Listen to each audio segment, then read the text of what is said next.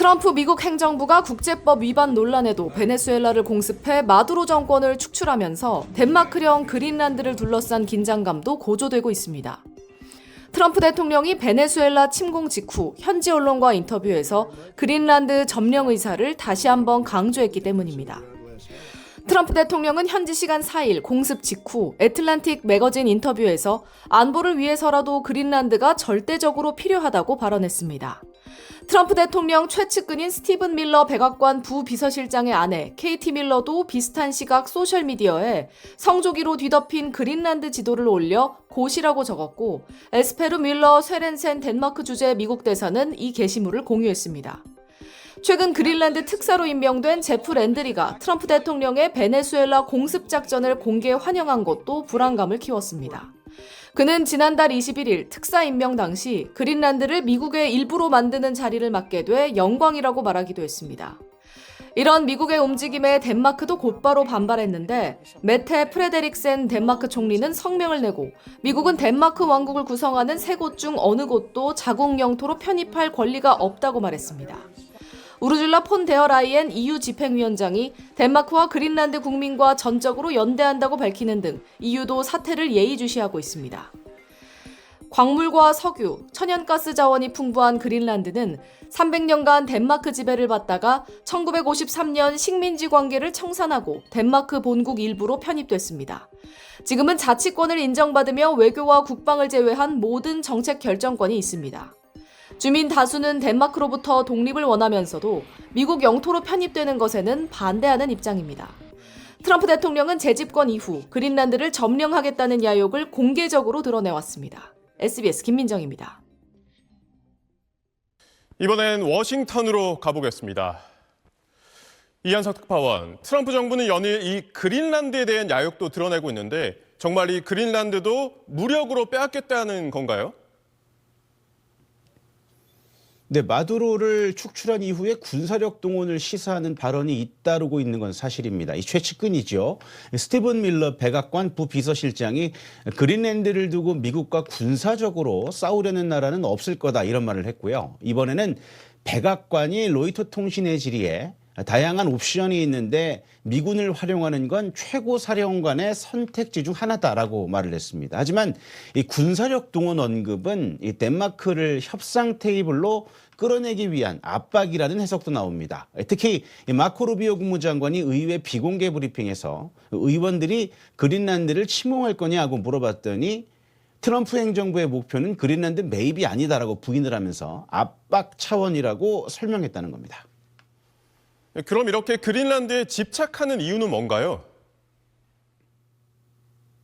네, 트럼프 대통령은 표면적으로 이 중국, 러시아를 견제하기 위한 국가 안보 차원이라고 말을 합니다. 하지만 가장 큰 이유는 정치적 효과라는 분석도 많습니다. 이 마두로 생포 이후에 트럼프 대통령 지지율이 최근 석 달 사이에 최고 수준인 42%까지 반등을 했습니다.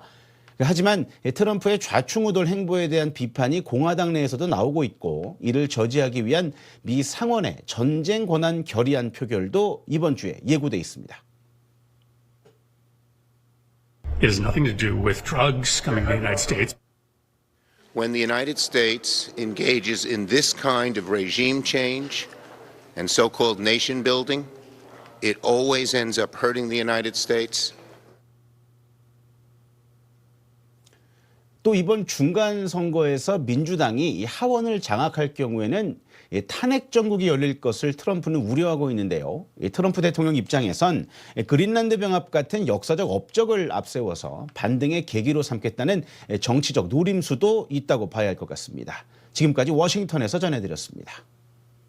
트럼프 정부는 그린란드에 대한 야욕을 연일 노골적으로 드러내고 있습니다. 북미와 유럽 사이에 위치한 그린란드는 덴마크령으로 석유와 천연가스, 히토류까지 천연 자원이 풍부한 데다 이 미국의 미사일 방어 체계에서 핵심 지역으로 꼽힙니다. 미 백악관은 그린란드 병합 논의가 진행 중이라며 미군 투입도 선택지에 있다고 밝혀 파장이 일고 있습니다. 유럽의 대응도 본격화하고 있습니다. 영국과 프랑스, 독일 등 7개국은 그린란드에 대한 결정권은 오직 덴마크와 그린란드에게만 있다고 공동 선언했습니다. 파리 권영인 특파원 연결해서 자세한 이야기 이어가겠습니다.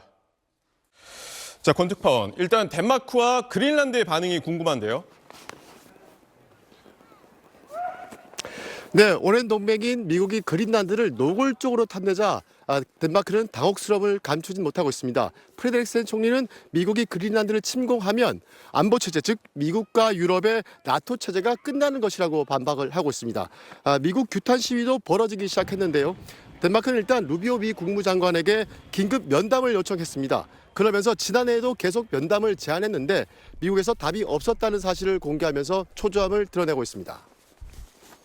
네, 유럽 국가들이 공동 성명을 내긴 했지만 표현을 보니까 굉장히 좀 자제한 느낌이더라고요. 유럽에 속사정이 있습니까? 네, 미국이 정말 그린란드를 침공할지는 미지수입니다. 그런데 유럽은 미국과의 집단 안보 체제, 즉 나토 체제가 붕괴되는 것을 우려하고 있습니다. 러시아의 위협이 고조되고 있는 지금 상황에서 이 유일한 방어막인 나토가 깨지면 유럽의 그야말로 재앙적 상황이기 때문입니다. 트럼프 행정부는 유럽 스스로 유럽을 지키라며 미국 군사력에 의존하는 나토 체제의 불만을 나타내왔는데 미국이 같은 나토 국가인 덴마크 영토 그린란드를 노골적으로 탐내면서 집단 안보 체제의 균열이 눈앞에 현실로 다가온 겁니다. 그래서 유럽 정상들도 트럼프의 선을 넘은 욕심을 제대로 규탄하지도 못하고 전전긍긍하고 있는 그런 상태입니다. EU 회원국이 27개나 되지만 7개 국가만 공동 성명에 참여할 정도로 미국 눈치를 보고 있는 상황입니다. 지금까지 파리에서 전해드렸습니다.